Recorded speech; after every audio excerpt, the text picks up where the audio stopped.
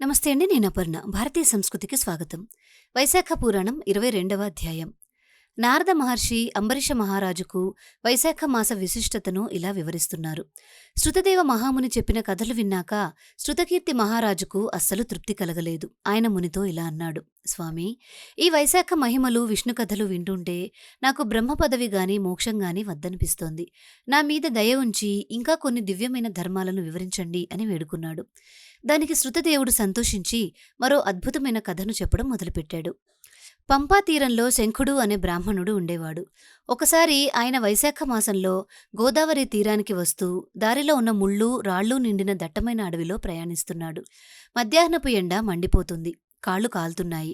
ఆ బాధ తట్టుకోలేక ఒక చెట్టు నీడన కూర్చున్నాడు. అప్పుడే ఒక క్రూరమైన బోయవాడు విల్లు పట్టుకుని అక్కడికి వచ్చాడు. వాడు ఏమాత్రం దయలేకుండా సూర్యుడిలా ప్రకాశిస్తున్న శంఖుడిని బెదిరించి వాడు వేసుకున్న రత్నకుండలాలు, గొడుగు, చెప్పులు, కమండలం అన్నీ లాగేసుకుని వెళ్ళిపోమ్మన్నాడు. శంఖుడు నిస్సహాయంగా కాలుతున్న నేలమీద నడవలేక పడుతున్న బాధను చూసి ఆ బోయవాడికి ఎందుకో మనసు కరిగింది.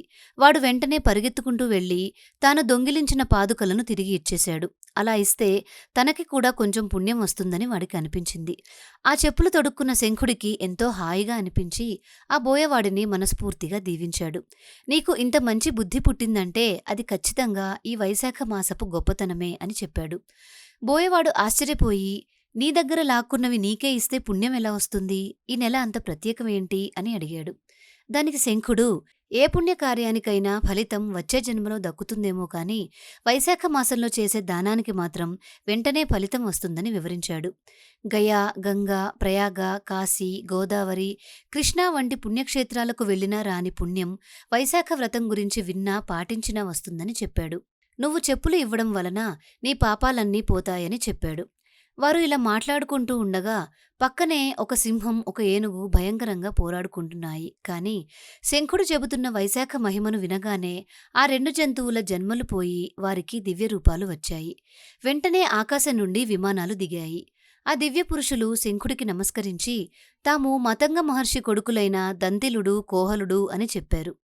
పూర్వం తమ తండ్రి వైశాఖ మాసంలో చలివేంద్రాలు పెట్టమని, సేవ చేయమని చెబితే వినకుండా ఎగతాళి చేశామని, అందుకే ఆయన కోపంతో మమ్మల్ని జంతువులుగా పుట్టమని శపించారని వివరించారు. ఎప్పుడైతే ఎవరైనా వైశాఖ ధర్మాల గురించి చర్చించుకుంటూ ఉండగా వింటారో అప్పుడే మాకు శాప విముక్తి కలుగుతుందని మా తండ్రి చెప్పారని, ఇప్పుడు నీ మాటల వల్ల మాకు మోక్షం లభించిందని కృతజ్ఞతలు చెప్పుకొని వారు విమానమెక్కి వెళ్ళిపోయారు. ఇది చూసిన బోయవాడికి ఒక్కసారిగా జ్ఞానోదయం అయింది. వాడిలో ఉన్న హింసా ప్రవృత్తి మొత్తం పోయి మనసు పవిత్రమైంది. ఆశ్చర్యంతో వాడు శంఖుడి పాదాల మీద పడి పశ్చాత్తాపం చెందాడు. ఇదంతా నారదుడు అంబరీషుడికి వివరిస్తూ వైశాఖ మాస మహిమ అంతటి గొప్పదని ముగించారు. వైశాఖ పురాణం 22వ అధ్యాయం సంపూర్ణం. మీకు ఈ వీడియో నచ్చిందా? నచ్చినట్లయితే లైక్ చేసి మీ బంధుమిత్రులందరికీ షేర్ చేయండి. మిగిలిన అధ్యాయాలను కూడా చూడాలి అనుకుంటే మన భారతీయ సంస్కృతి ఛానల్ని సబ్స్క్రైబ్ చేసుకొని బెల్ ఐకాన్ని యాక్టివేట్ చేసుకోండి. మీ అమూల్యమైన సలహాలను, సూచనలను కామెంట్ సెక్షన్లో తెలియజేయండి. మీకు ఇంకేదైనా పురాణాన్ని గానీ, స్తోత్రాన్ని గానీ తెలుసుకోవాలనుకుంటే కామెంట్ చేయండి. తిరిగి రేపటి అధ్యాయంలో మళ్ళీ కలుసుకుందాం. నమస్కారం.